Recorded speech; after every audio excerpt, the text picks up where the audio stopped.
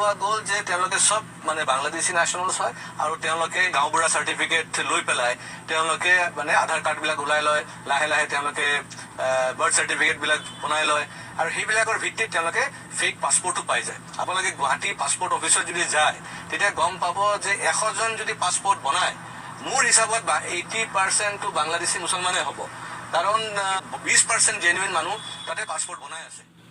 আপোনালোকে শুনিবলৈ পাইছে, মই সম্পূৰ্ণ ভিডিঅ'টো আপোনালোকৰ মাজত শ্বেয়াৰ কৰিব পৰা নাই, কিন্তু সাৰাংশ মেইন কথাখিনি আপোনালোকৰ মাজত দিছোঁ। আৰু এই মেইন কথাখিনিৰ মাজতে এটা বস্তুৱে মোৰ হজম নহয়।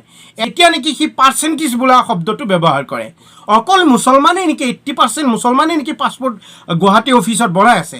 নে আপোনালোকে জানে যে বাকীসকল মানুহ যিসকল মানুহ অসমৰ স্থানীয় মানুহ তেওঁলোকৰ পাছপৰ্ট নালাগে, 20% স্থানীয় মানুহে বনাই আছে, বাকী 80% বাংলাদেশী মানুহে বনাই আছে। অৰ্থাৎ তাৰ কথা এইটোৱে ধৰিব বিচাৰিছে যে মুছলমান মানুহখিনিয়ে বাংলাদেশী, মুছলমান মানুহখিনিয়ে নেকি বাংলাদেশী। এই শিলাদিত্য ভণ্ড তোক কৈছোঁ, সেই ভিডিঅ'টো শিলাদিত্য ভণ্ডলৈ শ্বেয়াৰ কৰি শুনিয়াই দিয়ক। শিলাদিত্যক কৈছোঁ, তই বাঙাল, তোৰ বাপেৰে বাঙাল, তোৰ মায়েৰে বাংলাদেশী, তোৰ 14 পুৰুষ বাংলাদেশী।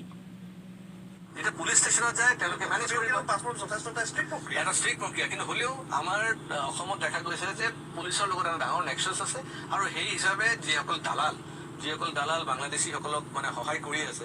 আপোনালোকে শুনিছে, এইখিনিতে সি অসম পুলিচৰ ওপৰতো এটা ভাল এটা অপবাদ দিবলৈ লৈছে যে অসম পুলিচে টকাৰ ক্ষেত্ৰত নেকি মেনেজ কৰি আছে। এইখিনিতে সি অসম পুলিচক লৈও কথা কৈ আছে যে অসম পুলিচে মেনেজ কৰি লয়, মানুহে টকাই দি কৰি লয়।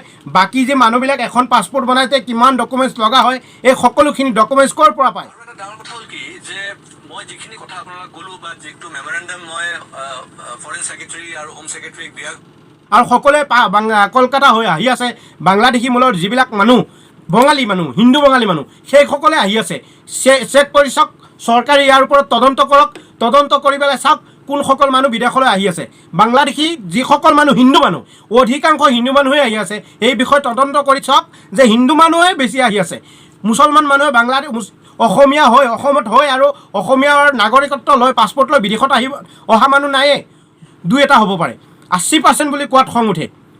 গতিকে শিলাদিত্য, তই আগলৈ কথা কওঁতে যেনে তেনে কথা ক ভাই, কিন্তু পাৰ্চেণ্টেজ লগাই কথা নকবি, নহ'লে তই যেনেকুৱা এতিয়া মামাই যেনেকুৱা দলৰ পৰা তলত বহাই থৈছে আৰু তললৈ যাবি আৰু তই তলতে থাকিবি, তলৰ পৰা কেতিয়াও ওপৰলৈ উঠি নাহ, তই চিঞৰি থাকিবি। তোৰ এই চিঞৰাৰ কাৰণে, অভদ্ৰামীৰ কাৰণে হোজাই সমষ্টিত একো কাম কৰিব পৰা নাই। এইটোৱে আৰু যিমান পাৰোঁ সাম্প্ৰদায়িক মন্তব্য, যিমান পাৰোঁ উচ্ছৃংখল লগোৱা মন্তব্য, তাৰ বাহিৰে একো কৰিব পৰা নাই। সেইকাৰণে মামাই ভাল কাম কৰিছে, তোক একেবাৰে মেইন জেগাত দিছে আৰু ভৱিষ্যতেও আৰু সেই সপোন নেদেখিবি MLA হ'বলৈ।